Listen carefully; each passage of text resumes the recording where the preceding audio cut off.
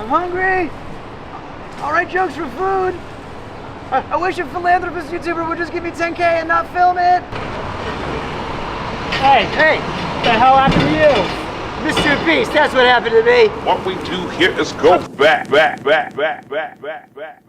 was gonna be somebody. I was gonna be the Carl took my job. Carl took my job. It's the worst production I ever did to make me do. Oh no! I didn't. No!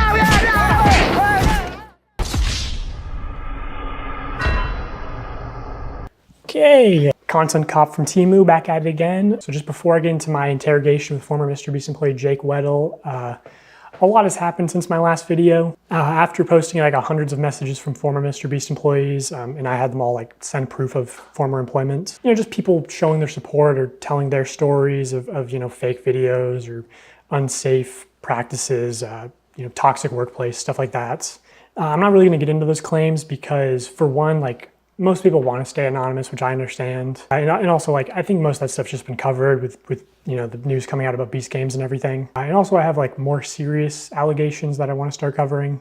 Also, I heard from a very credible source that Mr. Beast has been sitting on a response to part 1 because he was worried if he posted it, I would instantly respond with part 2, you know, like this is Kids Bop, Kendrick Lamar versus Drake. Also, I know Mr. Beast's secret CEO has been practically like harassing my people on, you know, hey, what's in part 2? What does he know?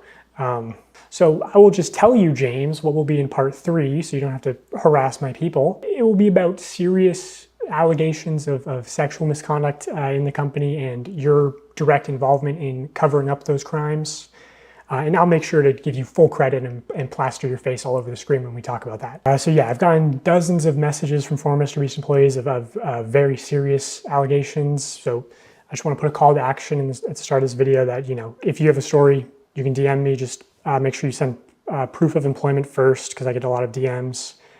And like, as much as I meme and joke around, like, I take anonymity very seriously, so without explicit permission, I don't go public with anything. And obviously if it goes to court, I would hope they would censor your information from the court documents, I don't know. Oh, and former contestants too, that's another thing I heard after posting my last video is during the 100 Boys versus Girls video, I have people corroborating the same story that the camera guy who gave the girls a drone was making some girls feel uncomfortable. You trap these girls in a circle and make them sleep on rough turf and get them high on paint fumes, and then you try to f them. Okay, that seems really dark. No, it's not dark. You're misunderstanding me, bro. I think I am. Yeah, you are. Because if the girl said no, then the answer obviously is no. No. But the thing is she's not gonna say no. She would never say no because of the implication. Anyway, so that will be part 3. So, you know, Mr. Beast, do with that information what you will. I know Chucky didn't want to respond to those allegations. So anyway, my interview with Jake Weddle, I chose to interview him because I thought he was perfect because he was both on camera and behind the scenes in 2019 and 2020. And also, what people don't know is that he came back in 2021 to be the sole contestant of a Mr. Beast video, which never got uploaded because it went very badly. He also knows about another portable document format who was working at Mr. Beast while actually on the registry. And I'll get more into that story at the end of the video. So I got his DM, drove straight to New York overnight, did not sleep, just drank a bunch of caffeine. And I also only had one microphone in the interview, which he's wearing. So it's mostly just him talking. Also, like, final thing, people said my last video started slow. This video also starts slow. It you know, builds up over time, but I'll do the retention thing and say, the ending will blow your mind. It's crazy. Yeah. Okay, Jake Weddle, everybody. I'm Jake Weddle. Most people who, if you know me from Mr. Beast, I'm a deep cut. I'm in a few of the videos, sometimes maybe purposefully kept to the shadows a little bit. I'm in the cutting room floor a lot of the time. But I've been in some videos, I've worked on a lot of them. I was there from 2019 to 2020, 2021-ish when I came back and did some more. I was there when they were authentic, and then I saw the transition to what I feel like is a company. He's like a TV show now. It went from YouTuber guy with a camera to Amazon. The culture around there was very unspoken, but there was a vibe. There was half the people who, if you made Jimmy happy, you were on the good half. And these people got random bonuses and were usually moved up, had more screen time. And then there was people who, if you had a disagreement or butt heads with Jimmy or just you didn't like it, you know, you were the other half. And I consistently was in the half that Jimmy doesn't like me. That's fine. I don't like him either. It's okay. Oh, it feels so good to say. I don't like Jimmy. I hate you so much. He didn't want anyone to get more popular or have more of a way out necessarily. Like, oh, I'm doing my Twitch thing on the side. Don't do that because you could get famous and leave and talk about me negatively. And I could tell that the yes men were, doing well. And I was, disgruntled for quite some time. So I've talked to reporters, right? Like publicly. And I've always had to choose my words very, very carefully because I don't want to say anything I don't stand behind, obviously. So I used to talk to people. I used to glaze Jimmy publicly for things I do genuinely think are true. But then it's like, well, how come you didn't talk about the working conditions? Well, I wanted a career. I didn't want to, speak ill of YouTube's golden boy and then I'm blacklisted forever. I tell people I was talking to you, and they go, "Don't, what are you doing? You're going to kill your career." It's like, I have to or I'll be sad. If this is the moment, we're going to talk about it. So as far as that, that's my covering up of why we didn't talk about XYZ sooner, but now you know. What would you say is the fakest video that you worked on while you were there? Fakest video that I worked on while I was there. This is the extent of the fakeness that I was involved to. This is admitting to my complicity. I was a writer there, and we were working on a video, crushing my friend's car with a rock or meteor or something. It was a rock or a meteor in the title of it. I can't remember, but he wanted to do a prank where, unbeknownst to the person, he takes a rock, crushes their car, and they're supposed to think a rock came out of space. We're gonna take a meteor and we're gonna put it on Weddle's car. We're gonna take another meteor and put it on Marcus's car. Both of them have no idea that we're doing this. Weddle and Marcus are probably shocked. They had no idea. And so that was the one and only time I had to, my car? What? And on the fly, I saw him, because Marcus was in that video. So Marcus is calling his mom. Marcus genuinely had no idea. He genuinely had no idea. But so Marcus is calling his mom, and his mom's freaking out. And I'm like, oh no, they're gonna call my mom next. So I had to text my mom, who had to beg to get the title very quickly. Now I'm texting my mom, I go, "Mom, I'm about to call you about the meteor thing. You have no idea? Be surprised." And then I hit send, and then they go, "Call your mom now." And I call my mom and I tell her, and oh, she should have got the Oscar.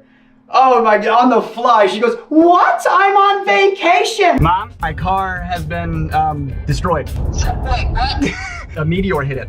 Jacob, I'm on vacation. Do you understand? Yeah, I did that video, and they're supposed to give me $10K to put a down payment on a new car, and they wanted me to get like a big flashy new car. $10K was supposed to be a down payment. And I can't afford a big flashy new car because I work at Mr. Beast. So I couldn't get anything I couldn't afford the taxes on. I couldn't get anything I couldn't afford the insurance on. So I do my part of the video, and I get a mom van that I could afford. And Jimmy was like, "Why didn't you get a cooler car?" I was like, I can't afford that, bro. Come on, what are you talking about? If I was working on a TV show in the 90s, on a show that was a quarter as successful, I could retire today. But now I make dog shit pay, making gajillionaires more money. And I just walked into the writer's room, and that's one of the reasons why I left, was because I just walked in there and asked for not necessarily a gajillion dollars, but maybe a salary that was more proportional to the work I was doing, given how much revenue that work was doing. And then, I talked about that, and I talked about the Writers Guild and how this is what Writers Guild industry standard is for the streaming internet content with ads. I thought that was the closest thing to YouTube, and I didn't even bring up residuals, because oh my God, if I got residuals for every video I worked on, boy howdy, I could retire. But the other thing I talked about was there was another writer there, older comic, black guy. He had a kid, and I got paid more than him, and I thought that was wild because he was older than me, had a child. We're doing the exact same job, and I'm some 20-year-old fuckhead white guy. Why am I getting paid more than him? I brought that up, and one of the things I didn't like about the way some of the V stuff shook out was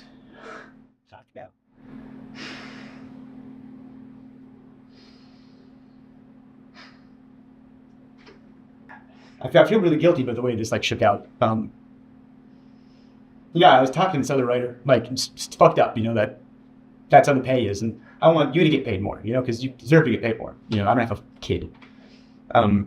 And he didn't want to rock the boat. He desperately didn't want to rock the boat. He's just, I like my job. I like, because when you grow up with, nothing, not to say that he did, but I know I did, You get a little something, you don't want to lose it. So he didn't want to rock the boat.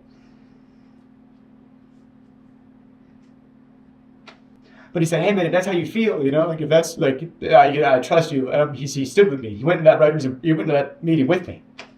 And I said my piece and he backed me up. And I said, I need XYZ or I'm out of here.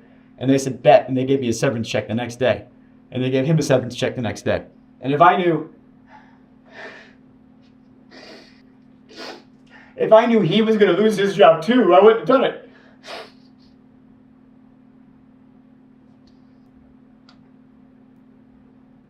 Me, I was over the moon. I was like, you're going to give me a check and I get to leave?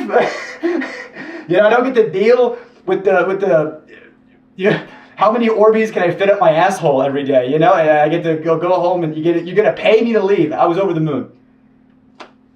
And he was devastated. He did not want.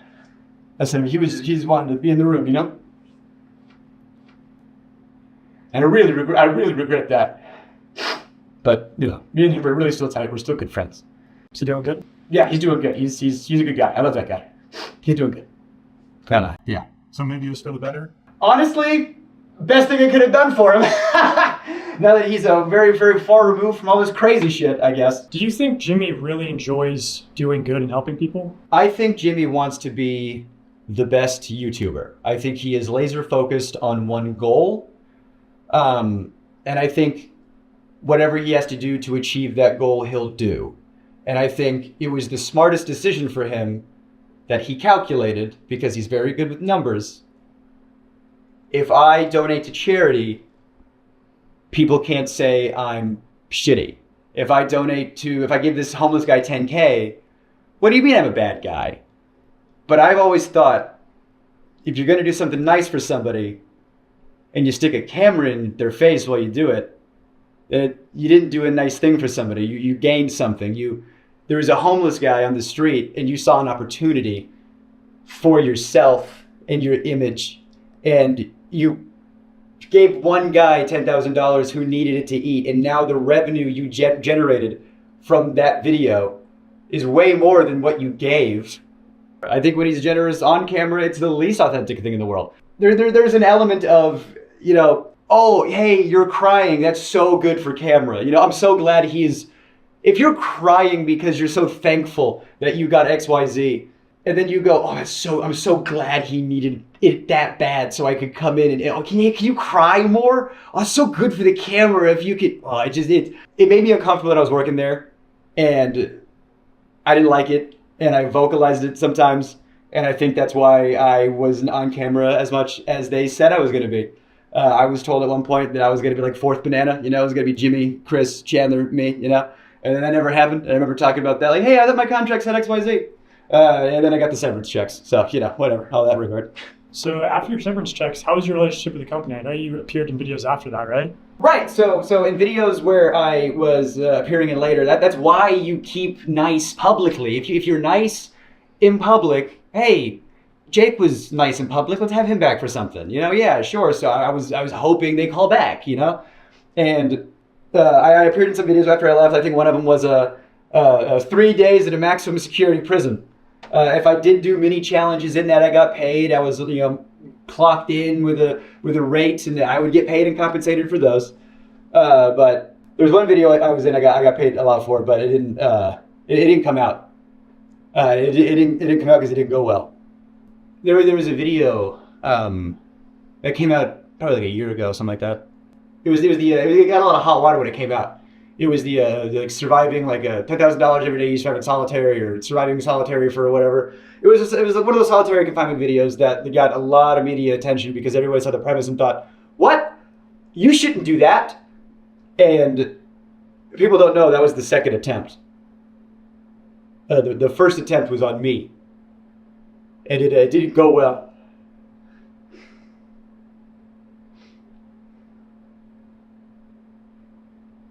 I was already planning on moving to New York, and I had worked at a couple of YouTube companies after Beast, and I had a little bit of change in my pocket. You know, the most change I had in my pocket ever. You know, small potatoes, you know, compared to Beast bullshit. But you know, I thought I had enough to move to New York or whatever. And I get a call from somebody over there, and they go, "Hey, they want you for a video." I was like, "Oh, amazing, great, cool, thank God." What's the video? And they tell me the pitch. And they try to make the pitch sound like it's going to be like a walk in the park. The pitch is 100 days in solitary confinement. But don't worry, like you only have to last like 30. We have like a video. They're pitching it like at first it's going to be like a luxury vacation. You're going to have like a hot tub and an ice cream machine. And like part of the video is going to be you deciding like what items am I going to get rid of, today? And it's like the choice. They were like, it's only going to be bad for you to last like 5 days tops when you have like nothing left. You're the first, it's going to be like a breeze for most of it. And by the end of it, after 30 days, you're going to get $300,000 because it's $10,000 a day. And I don't know, man. I grew up poor in North Carolina. I said, excuse me? I'll dance for you if you put that kind of money in my face, sure. They were like, you're going to be locked in this room, and we got to make sure you're on all the time. We're going to have cameras on you all the time, and you're perfect for this because you never shut the fuck up. On paper, I was like, okay, I can do this, and they always cut me out of the videos. They always, and I was, editors have told me that it's because you have too much of a personality. And so with this video, I thought, this is perfect. It's a video they can't cut me out of. I'm the guy. And so I thought, well, if I have to do this, if I have to do solitary confinement in order to do the things I want to do, then I will do that. That I held my tongue and I swallowed my pride and I tried to do one last ride. I get there. And at first it's fine. And they had just freshly painted the set. You could smell it, which that's probably not good. The smell of fresh paint in your surroundings for the next XYZ time. It looked good on the visual. It looks good on camera. It's movie magic bullshit. It was a terrible facility. It was in one of the studios. They had to get a separate tank for septic stuff. There was a hot tub in it. Yeah, there was an ice cream machine. Things were cool and funny on paper. But when you think about stuff, a hot tub if not connected to a filtration system, give it 3 days, it's gonna stink. There's not a hot water mechanism, so the hot tub was a lukewarm tub at best, which was a silly complaint, but the shower was always cold, and you're taking a quick shower, and I had cameras 24/7 on me, and the ice cream machine, let's talk about that for a second. The ice cream machine has 2 modes, on, and off, reeking of smelly dairy mildew, so I got to choose which sense was assaulted at a time. I couldn't have all of them good. So the little thing started to build up. There was the bug thing wasn't terrible, but it was a factor. And at first it was fine, and you're playing it up because it's a video. And it got to a point where they weren't turning the lights off. I asked them, I said, can we have nighttime hours? And they said no, because it would fuck up the time-lapse shots. The time-lapse of what? Me sleeping? Or me not sleeping? Yeah, I saw in other videos they did you're going to get XYZ hours of sunlight. Oh, great! Well, I don't know how they figured that one out. I didn't have it. One of the things was you got to take away your clock, so you didn't know what time it was. Okay, I got no access to sun. I got no access to clock. I don't know, the lights are on me all the time. I wasn't sleeping. I could not sleep, and I have insomnia problems now. But they might have started there. I had good people looking out for me. I had a lot of good people looking out for me, saying, "This we gotta stop." So I just wanted to turn the lights off, and I'm vocalizing to people, "I wish the lights would turn off." And I go up to my friend, my good friend. And I go, "They're not turning the lights off." He goes, "What? That's a war crime. We're not allowed to do that to terrorists." Oh, good. 24 hours breaking the Geneva Convention, I guess, is what we're doing. So, they're giving me, melatonin, it's not helping, and then Jimmy would come in every other day for an hour. To check in on me because he's doing other stuff. I'm just the guy in the cage over here. He'll come back to me in a minute. And so he'd come by, he'd get the shots, he'd leave. Sometimes he'd have a note with the director over the phone. That would really piss me off. This is the note I got from the director, from Jimmy, when I'm receiving some cash. He said, Jimmy said, can you say to the camera how thankful you are that now you can pay back your student loans. You know how hard it was to do a take of that? And pretend to make it genuine? I don't want to have student loans. I don't want to be in a cage. But Jimmy's the guy with the money, and if you do what he says, he'll do what you want. You want your student loans paid off? You just be in this cage. And you have power over people. When one person doesn't have resources and the other one does, and they hold it over your head, and you go, of course, yeah, I agreed to it. I needed it, of course. Just something about like having the cameras on me all the time. Like I was not having a good time, but we were filming a video, so I was trying my best to be funny. You know, I'm a dark comic. You know, I got bits about. I had a very traumatic life. My dad is in jail for sexual assault of a minor. You know, so this kind of stuff is very near and dear to my heart. You know, I don't fuck around with this shit. Yeah, I have jokes about that in my act. You know, I joke about it because that's what you do in a traumatic experience. You know, abusive relationships. I get out of it. The first thing I do is I do a typine about it. You know, so I'm in this situation where my mental health is not good. My physical health is getting worse, but we're filming. So I'm doing bits. I'm talking to the camera. And I'm being, you know, like, hey, it's been a couple days. I'm not doing so hot, you know, which if I'm filming a video, that's what I should be doing for the camera, but it was too real. If they're faking videos, why couldn't we fake this one? You know, if we're allowed to let these cast members have some time off of this difficult challenge, how come we couldn't turn the lights off? How come we couldn't maybe not have some time-lapse footage for 10 seconds? Did you try to get out? Yes! I was starting to calculate, I don't know if I could do 30. How much can I, well, how can I manage to get out of here sooner and still have a video and still have some cash and get the plug, man. I did. Since we're doing time-lapse shots and since they insisted on time-lapse shots, I said, all right, we're going to do time-lapse shots, bet. I put my YouTube on with the whiteboard they gave me. And I was like, all right, yeah, go ahead and scrub that footage. You know, you got that whiteboard. Oh no, either that goes in or this footage is unusable. And then, you know, James Warren came in and erased it. You know, fucking, you know, don't put that. Hey, we can torture him. Don't you dare let him get a plug in there. You know. Like we were playing up the joke. You know, it's like I'm the boy in the cage. You know, whatever. Like I'll play into a joke. Whatever, it's fine. It's just something weird about when Jimmy jokes. I have jokes about my dad. Because I love jokes from my dad. I'll joke about my dad all the time. That guy's a piece of shit. I hate my dad. But I have friends that make fun of my dad. That's fine, because I know their intent. I know where they're coming from. When Jimmy joked with my dad, and I slept down to see weird. I don't like it. We were doing that, one of those hide and seek videos. Again, you know, at the time, they were a lot realer. So I got caught. And when you get caught, you know, you go to the place where you get caught. And I don't know if there's footage of this. I don't know if, you know, I definitely didn't make the final cut. But he says to me, all right, you're going to jail, you know, like your dad. And like, it's a joke.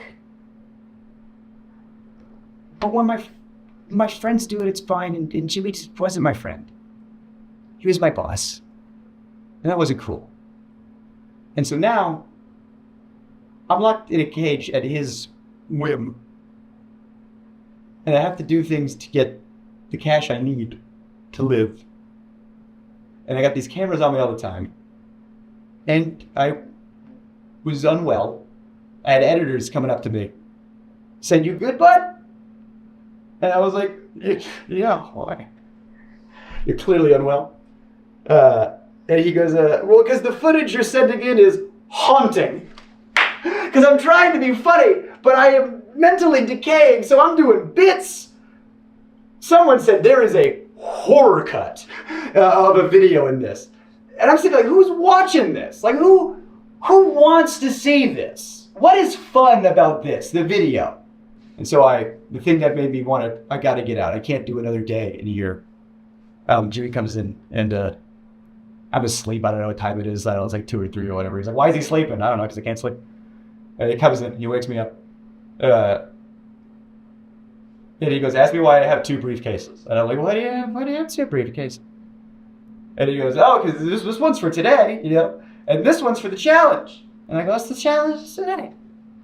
He goes, you're gonna run a marathon. You're gonna do the 22.6K, whatever it is. And you're gonna do it on that treadmill over there. The first challenge I did was a Rubik's Cube, and I'm dyslexic, I'm dumb, I don't know how to do a Rubik's Cube. So your first challenge Rubik's Cube. I was like, oh, I don't want to do it. I was like, on camera, I don't want to do it. He goes, just do it for the thing, my kid, you know? Like, there was an element of, oh, Jake will do what we want because he's in-house. You know, that's one of the reasons why they got me. Jake's, he's an inside guy, so he'll do whatever. We can push him a little extra hard because we know he's good. We know he's... I couldn't say no to the treadmill thing. Yeah.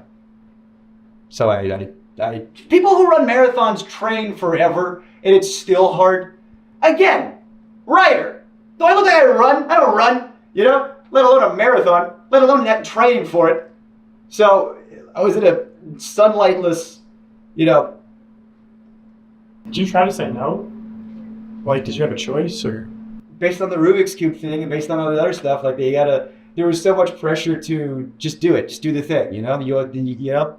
And if I refuse, it's just, oh, that's the whole video. I guess the budget's, you know, so much money up in flames because Jake said he wouldn't want to do the thing. And so I wanted to be a good sport, and I wanted to get the boost, and I wanted the cash, and so I started running at 12.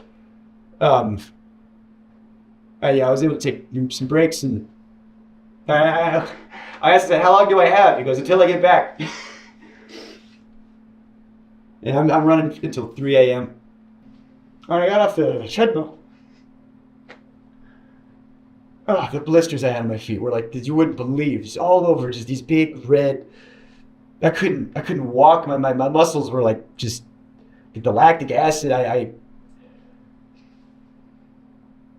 got off the treadmill, and then the people that came in to like ice my feet, you know, make sure I was good.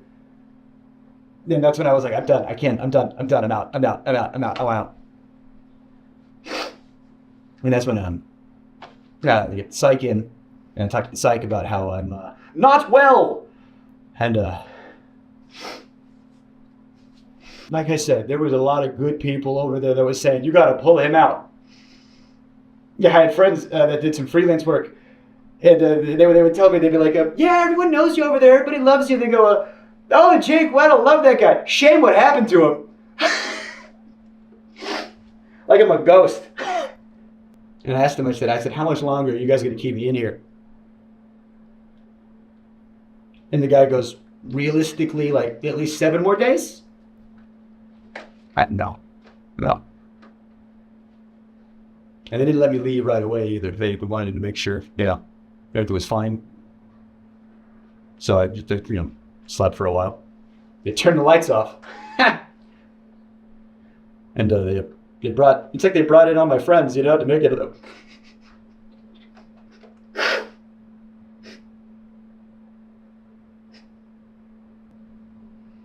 They brought in all the people I liked. And Jimmy. Then everybody was around me making sure I was good, making sure I was okay. Yeah. But Jimmy had his he was sitting in the chair turned around like an evil villain. Swear to God. Everyone was looking at me and he was like Lex Luthor over there. He turns around, he stands up. He does the exact same thing when he's pretending to have a human connection. You know when you're watching a video and he's like, oh, stop, you're gonna make me cry. And he touches his eye or whatever as if he's crying. He's just... I didn't have to pretend to do that shit. She says, as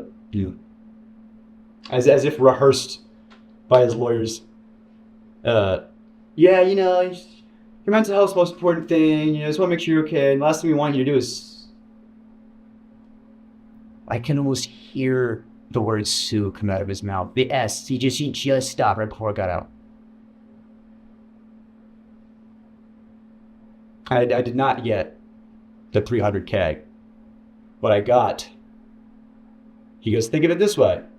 At least you get to keep what you earned. You were in there for XYZ days. You did XYZ challenges, so you got, 100,000 some change, give or take. You know how much money I spent in taxes in 2021? I spent $44,000 in taxes alone. And now I spent all that money on doing stand-up. I bought plane tickets to go do comedy festivals. You know, my family back home, I gave them a bunch of stuff that they needed. And haven't been back on a Beast set in any official capacity or unofficial capacity since then. And then they did the video with somebody else, and they worked out the kinks. And then I'd still gotten some hot water, and I knew it would. And I've wanted to say a lot of this for a long, long, long time. And I feel good now. I just had to get that off there.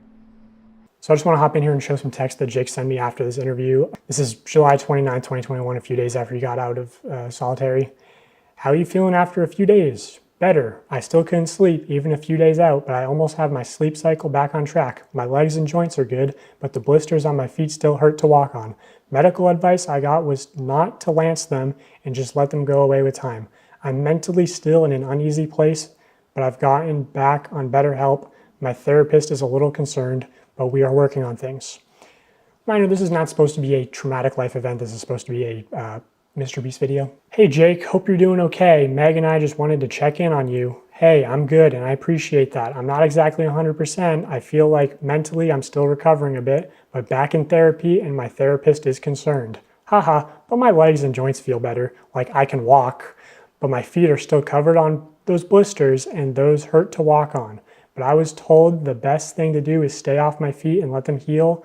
I'm in Raleigh with my family. Also, it'll be like a month before I get the money, and they aren't giving me all the money. They're giving me what I won up to that point in the game, which was also a slap in the face, but hey, I'm out, I'm alive. Therapist who knows and cares about you. The whole thing was so fucked, and honestly, fuck them for not giving you the money. Meg and I are wishing you the best with your recovery, and please feel free to reach out if you need anyone to talk to or need a place to crash in New York. Hope you're doing well, man. That video you uploaded is money. So good. I appreciate.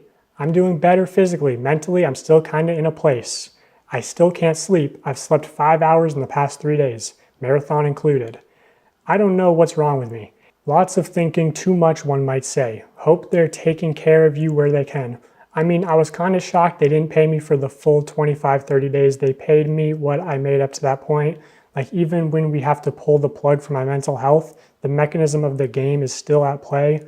I'm just happy to be out. I still can't walk well, but it hurts less. And like, I'm not famous enough to burn a bridge. So at the end of the day, I'm still Jimmy's bitch. Like if I was Carl and he did that to me, I'd ruin him. And they want to do it again. That could be your leverage. If the guy breaks down also, 2 is better than 1. Yeah, right. I told them everything they did to me that they can't do again in order to make sure the other person doesn't break down as fast. But like the way the video is meant to function is the problem. It's a bad idea, full stop. It sounds clickbaity, sounds right up Jimmy's alley, but it's morally unethical like on every level. Off-camera breaks, lights off at night, visitation, take the marathon out. Marathon is a video in itself. You can't expect someone to exert themselves like that for 45 seconds of content. The challenges really made it feel dehumanizing, felt like a parody of Mr. Beast. I felt like the homeless guy they could exploit. It felt like if Jeff Bezos had a GIMP. It felt like if Jeff Bezos had a GIMP. Part of me wants the footage burned and part of me thinks that there's a great horror cut in there. LMAO, he was so fake when he came in and said he cared about my mental health. They must have programmed the care about mental health updates. He said, we also don't want you to, and I swear to our Lord and Savior, he stopped himself from saying sue. Also, as far as like, he could have said no, he could have left at any time. I want to show this segment from an internal document at Mr. Beast called How to Succeed in Mr. Beast Production. Specifically on page 19, there's a paragraph called No Does Not Mean No. Already insane, because it seems to be co-opting the popular anti-rape slogan, which is a terrible look given the allegations that are going to be coming out very soon. It reads, when dealing with people outside Mr. Beast Productions, never take no at face value. If we need a store to buy everything inside of, and you can call the local Dollar Tree, and the person that answers says, no, you can't film here, that literally doesn't mean shit. Talk to other employees and see if they are fans or if any have kids that are fans.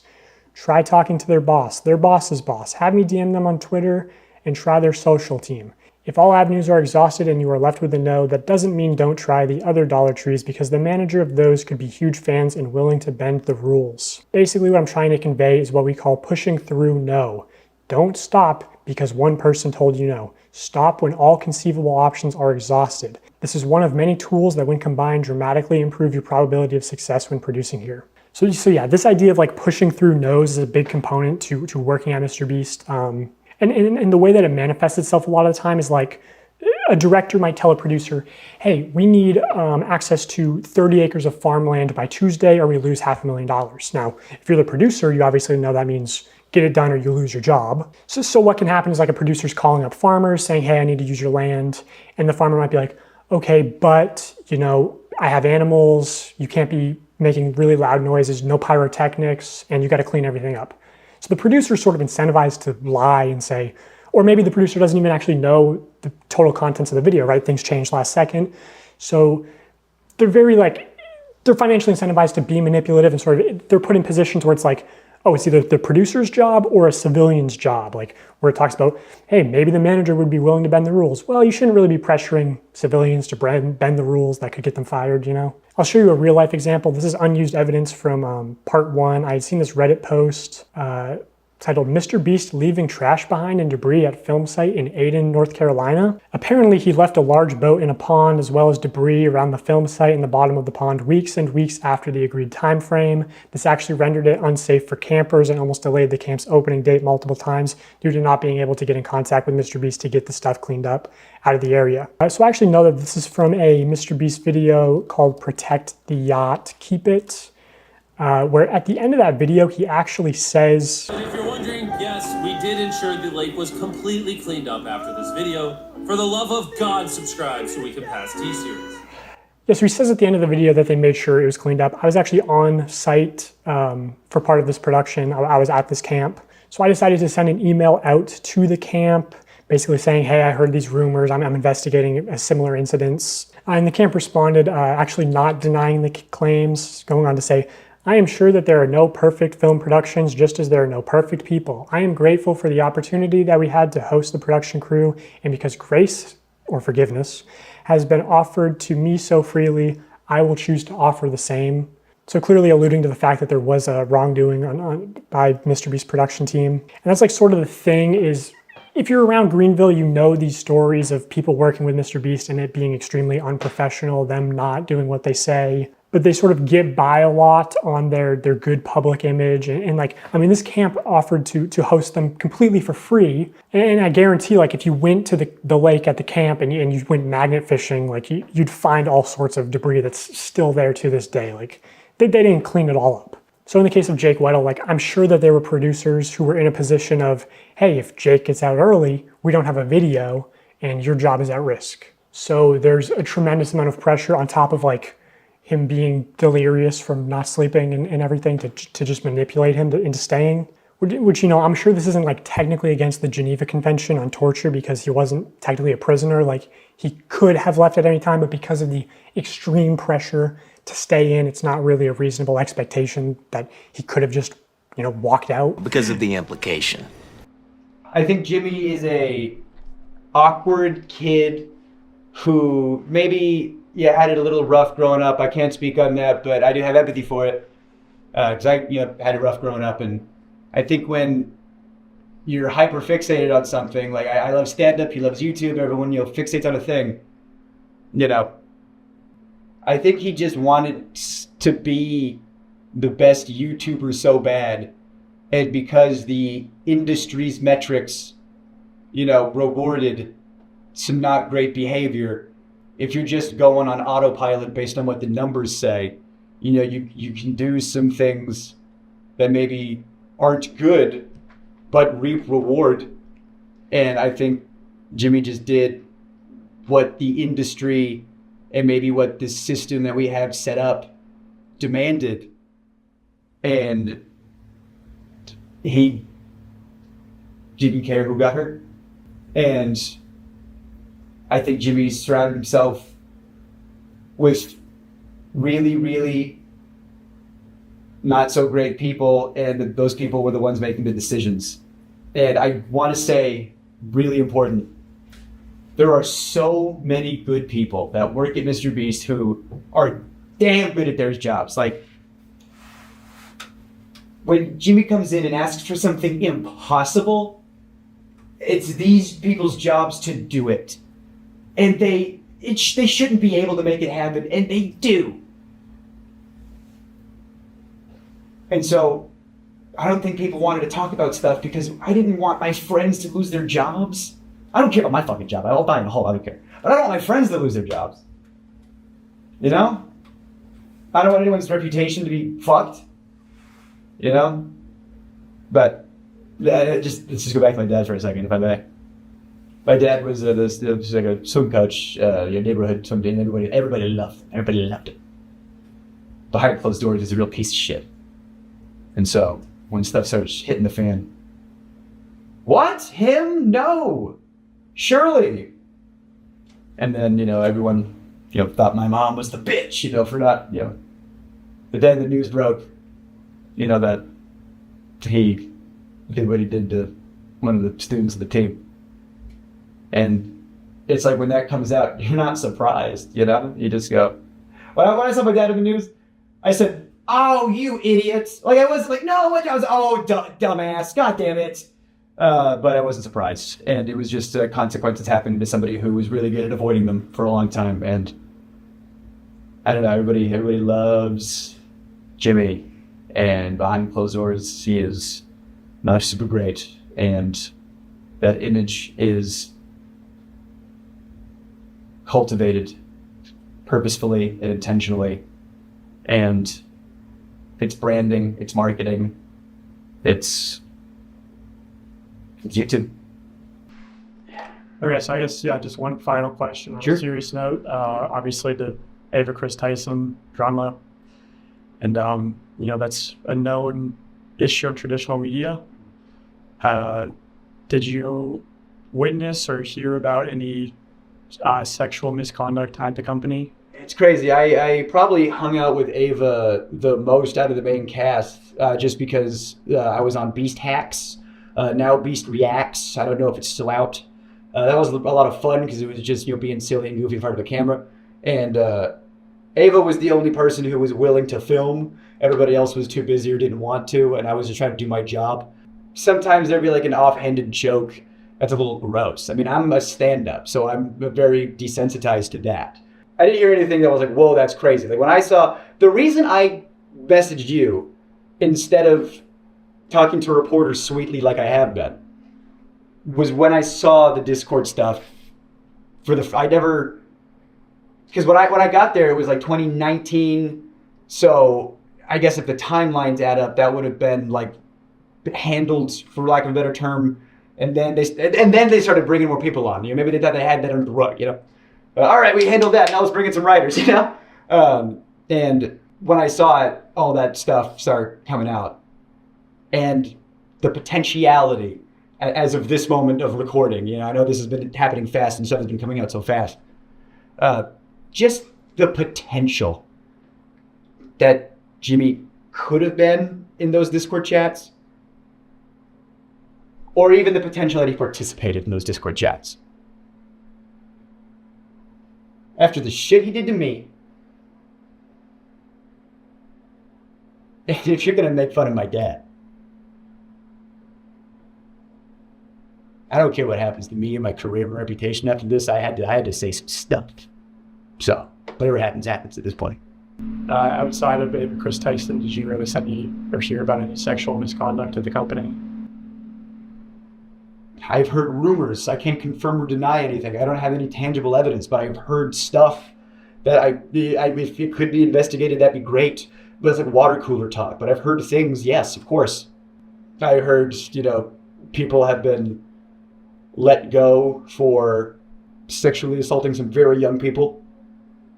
The idea that Jimmy didn't know, or that Jimmy was covering stuff up. He didn't want stuff to come out. He's very careful about his image. The tangible proof that he knew but covered it up. How do you prove that, Well, there was a known sex offender, registered sex offender, convicted sex offender on the registry and everything who worked there. And like you can, you know, someone pees in public, you're on the registry, you know, you get it. You can still have a job after you're on the, that's one thing.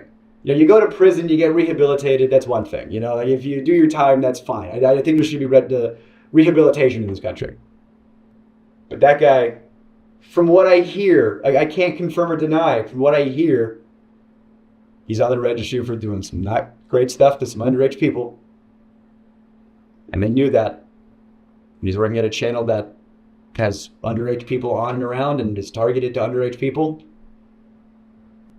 And they covered up the fact that not only did he work there, but he was like the manager when it all started. And you know that he knew, and because he'll be in videos, he'll be in thumbnails, he'll be around. And whenever he is, he's wearing a mask. Why would you wear a mask? Why would you conceal your face? It's like, what are you concealing? That you are a registered sex offender? And that your face can be looked up on a thing? How much more can you literally cover up a sex offender with a physical mask? Like, do I have to, is it more on the nose? Or I don't know why they let him go, because there's rumors back and forth, you know, so I don't know why they let him go, but he did leave at one point. Even if that guy didn't do anything, they still knew about it and he was still around. And what if he's one of the people in the Discord servers? What if he's not? I don't know. But when I was there, they called him Delaware. It's like, why do you call him Delaware? I didn't know. Apparently they called him Delaware because he's not allowed to go back to Delaware. That's his nickname?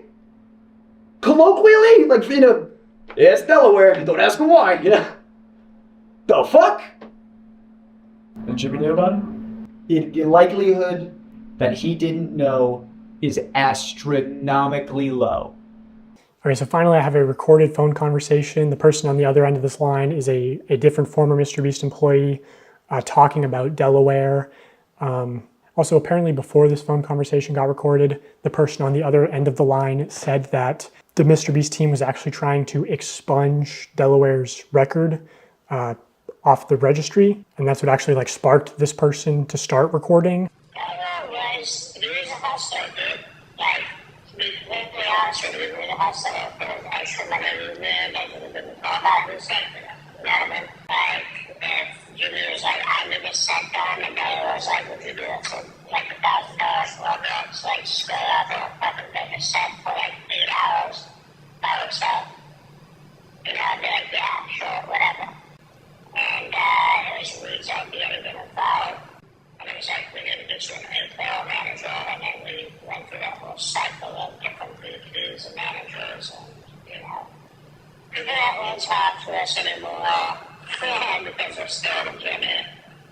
And if you really don't do anything in the affidavits and testimonials from people, you have to move very quickly because one of those people are going to go back and say it. Okay, so Reed is Mr. Beast's former manager who was in the last video telling Jimmy, you know, hey, don't promote gambling to children. So, you know, I think Reed's taken 2 W's this month, you know, don't promote gambling to children and don't have offenders on payroll. Also, yeah, just from where I'm sitting, it seems extremely unlikely that Jimmy wouldn't know, but, you know, I know I'm sure that's the defense he'll go with, so I'll just say preemptively, like, you know, if somehow Jimmy didn't know about Delaware, I think it's still such an extreme level of negligence. Like, what, you're not doing background checks, everyone at your company knows, but somehow you don't know. I think that needs more of an explanation than just saying, I didn't know. Well, how didn't you know? How did this person get into the company and you know, a company that makes content for children and is around children? So yeah, Jimmy, I think we need an explanation from you or you know, your lawyers and PR people and representatives and spokespersons and on how you could have not known that there was an offender at a high level in your company. And while you're responding to that, why not just respond to the allegations of rigging contest videos and selling fake signatures, running illegal lotteries, you know, the dangerous conditions on the set of Beast games, you should address those too.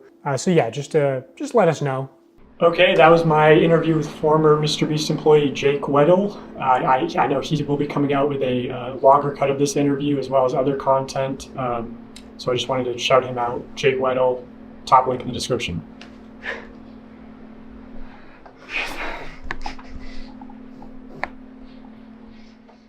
I've waited a long time to talk about a lot of this publicly, so thank you for doing what you're doing.